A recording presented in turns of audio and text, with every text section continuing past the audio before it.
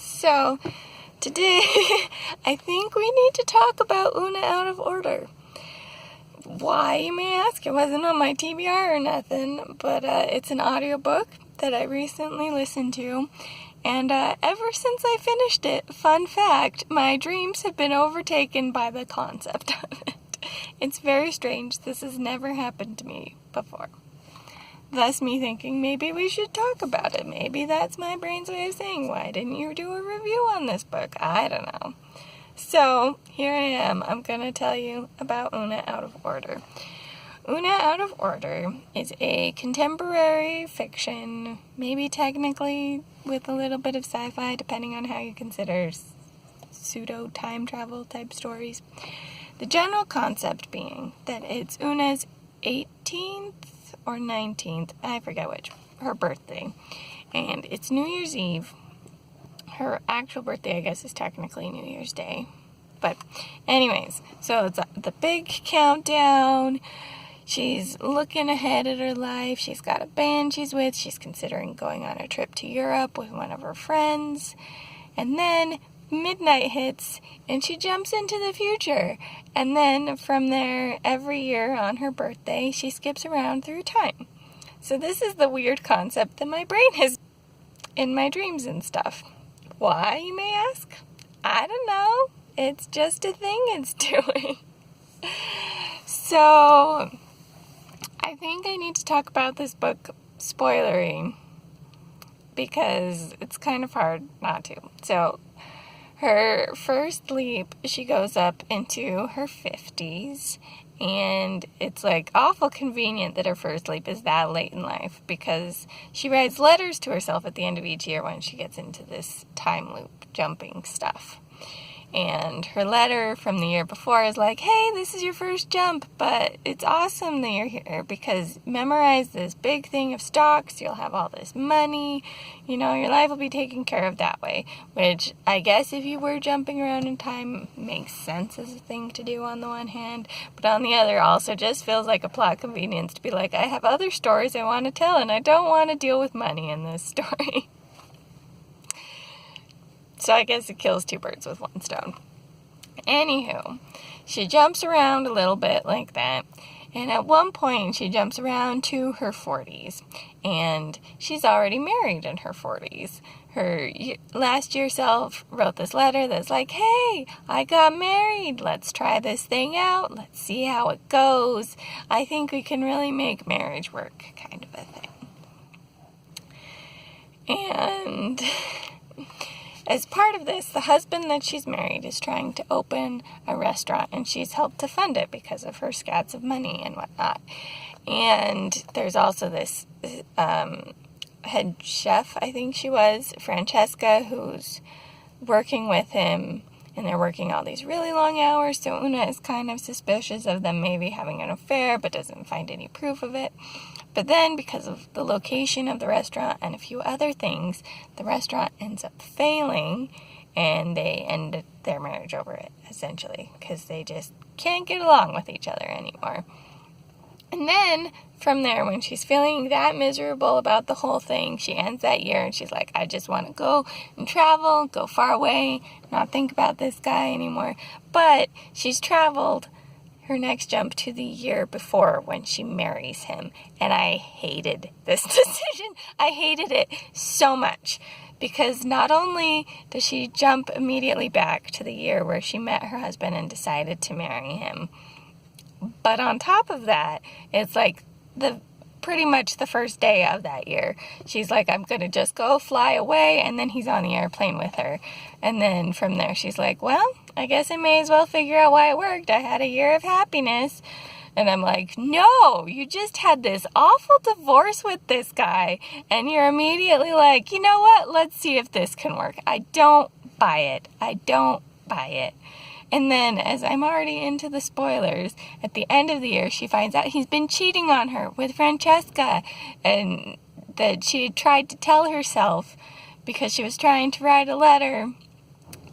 but that she didn't get to writing the letter in time, so she had written a past one when she was like, oh, the married life is so good, we can make it work.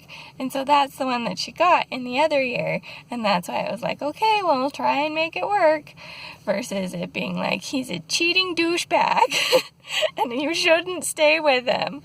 And it totally explains, like, his behaviors and stuff in the previous year, because she had told him that she's got, like, this memory thing where at the beginning of each year, it's like her mind resets kind of a thing. And so he's like, oh, you've really forgotten, and is, like, playing into all that. And, you know, it could just be a concerned husband, but once you get the context of that other year, you're like, oh, you just got caught out cheating, and you want to make sure that she doesn't remember you're a cheater. What a lovely guy. I hated that section of the book. So, sorry that I ranted and that I couldn't do a spoiler-free review on this one, but I wanted to talk about it because it upset me so much. Other than that section of the book, I did overall enjoy it. The concept was interesting. I do think it didn't play with things as much as I quite wanted. We established in one of her early jumps that she's like, oh, you got an IUD ages ago, you'll never get pregnant and stuff. And I was kind of disappointed in that, because I think more so than the husband thing, if she'd been like, you know what, I think I want to try having a kid, and then seeing her trying to raise a kid with all the time jumps would have been interesting. I mean, I guess if we get into super spoilers, she does have a kid, but we don't get to see the pregnancy year, which I would have been interested in seeing how she came to the decision, even though it kind of alludes to throughout the story how she ends up coming to the decision to have a kid. But then on the other hand, she doesn't actually raise said kid. Her and her mom have talked about it, and it's like, it's going to be too much with your whole time jumping thing. They put him up for adoption, and so there's some plot line that goes on with that, which was kind of understandable on her end. You know, you find out all of a sudden you had this kid that you didn't know you had, and so she goes and kind of stalks him and stuff, which is not classy, especially since they technically have like a restraining order against her so that she can't see him until he's 18. But that plotline at least felt like it made sense. That it's like, oh, I just found out that in this other time jump that I haven't experienced yet, I decide to have a kid, and I decide to put this kid up for adoption. I really want to see my kid. That I totally get. That felt very natural and made sense to me, as compared to, I just had a divorce with my husband, now I'm back to the year where I decided to marry him, and from day one, I'm just going to be like, cool, I don't care that we had a divorce, I'm going to marry you. I hated it. Hated it. Most annoying part of the book for me. So, sorry for spoiling, like, the whole book. But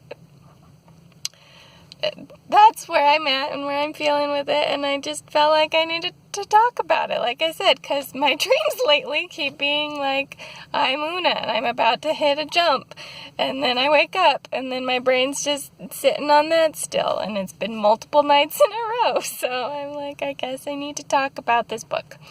So here we are talking about this book. If you happen to have read Oona Out of Order and want to rant or tell me why I'm wrong about that marriage plotline or whatever, feel free to comment down below. I'm sorry if you haven't read it and I just spoiled it for you. But here we are. I did say I would do spoilers at the beginning because I don't know how to talk about a book like this without spoilers when it upsets me that much. But it was overall a good book. It was just that one middle section where I was like, do I even want to keep reading this? This is such a stupid decision on her part. Also, I guess playing into that a little, I could also say that it was a little frustrating with the time jumps because she kept feeling like she could try to change her future, but kept leading into her future. And I don't know that I quite like a story that's like everything is just fated and is just going to happen. Not really my favorite plot device. But I mean, I guess I should have known that's what I was getting into with this weird time loop jump setup that they had. Anywho, again, feel free to share your thoughts down below. If you have other recommendations of time jump stories that you think I might like better, that sort of a thing, feel free to leave them down below. That's all I got for now. This is the Oona Harper signing out.